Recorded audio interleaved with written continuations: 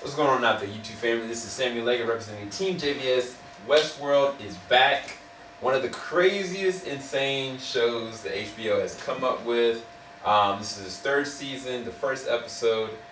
What did I think about it? So I think that from a visual aesthetic and like just the scope of the real world, like the technology, the cars, the lifestyle, the even like the actual clothing and the attire that people wear, the different things that they would do, different movements as far as with the technology, how it's different.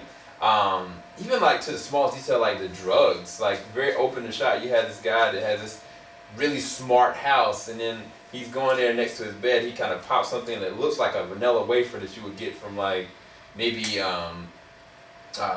communion at church. He just puts it on his tongue, and then that's as opposed to a pill. It's very fascinating. I think that they definitely have revolutionized what the top bar of what technology could be on like a small screen, which is crazy because most big screen movies wouldn't even take the amount of leaps that this one's actually taking. So aesthetically and visually, it's amazing. As far as the episode and as far as the way that this was crafted, as far as the story, I think that this is probably the weakest premiere that they've kind of had in terms of it being like getting me hyped. Like there's a lot there. There's a lot of substance there. There's a lot that they can do with this, but it's not like, oh my gosh, I can't believe that happened. Oh my gosh, what in the world's going on with this? There wasn't those kind of moments. It's more so like different characters are put in different situations that lead you to like, okay, where is this really gonna go? Versus we look at the first premieres for season 1 and season 2, like those just were like just hammering you from the very get-go. This was not that. This was beyond a slow burn. This is more so like character biography and the progression of where they are post leaving the Westworld part. Even more interesting is we don't know. I have an inclination what I think is inside of Tessa Thompson's I guess shell, but we'll see where that goes. Definitely well acted. Tessa Thompson is a beast. Dolores is just sitting there like annihilating people like effortlessly. I think I would have loved to have it that your boy Aaron, oh my gosh, did I forget his last name? Ooh man, I forgot his last name. I'm not just gonna call him Jesse, but my man, oh my goodness, hold on, I gotta find it.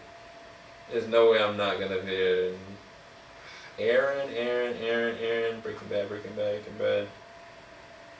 Aaron Paul. So Aaron Paul's character, I would have liked for him to have shown me more of what his character is in terms of what he's capable of. We know he's got prior military experience. We know he's supposedly able to take care of himself pretty well, but he's also dealing with all this backlash from what happened with his best friend and comrade Francis that he's continuously getting phone calls from. That was a really interesting revelation towards the very, very back end of the episode, which I thought was very well done. But it's kind of like I don't see Aaron Paul's character as his name is Cal or Caleb. I don't see him as like an assassin or like a big threat. Like he needed to have in this episode, to me, like something that would distinguish him from everybody else. Like, okay, why is this man essential to Dolores' story? Why is this man essential to this story? Why is this man an actual threat? You know what I'm saying? Like, he's not just a mercenary, but it didn't even seem like he was a mercenary. He's sitting there doing everything throughout, so it didn't make him seem menacing or any way, shape, or form. I know that Aaron Paul can act. I know for a fact he's more than capable of playing that bad boy role. He's more than capable of being menacing and very immersive. So I know for a fact they cast him for a reason, but this episode didn't showcase that, and I think that they needed that. They needed us to be like, let's rally behind whoever this man is, for good or bad. So that sucks, but it is what it is. And then you have your boy Jeffrey Wright in the role of Bernard, and Bernard is a very fascinating way they've used him. But it's kind of like in this episode, it wasn't much that was going on with him either. It kind of, again, like this is more so like Dolores strutting. And it's kind of like the thing about Dolores, the reason why Dolores is such an amazing character is when she struggles and she goes through it. When there's no one to fight, when there's nothing to kind of latch onto or to care about, all the humans that we really did care about progressively are already effectively dead. So it's kind of like, yeah, we're going to be interested to see if she's going to get what she wants or she's not, or if somebody like a certain person at the end of this episode, after the credits, you gotta see the after the credits scene, and you definitely need to make sure you go and check out the preview for the following rest of the season, because those were more hype than the whole entire episode, which that shouldn't have been it. Because honestly, I stopped and then I was like, oh wow, I gotta keep watching this. But again, I'm hyped for this. I know this is an amazing series. I know we got great writers. And I'm looking forward to where things are going to go. But progressively, as far as just this episode and the way it was actually cemented, didn't really give me that much. And didn't give me anything enthralled as far as the acting either. It was more so just kind of like a slow burn and kind of progression. But it's kind of like, it's hard for me to see where things are going to go because there's no humans for me to look and be like, oh, okay, do I care about this? Do I care about that? Do I care about them? I don't know.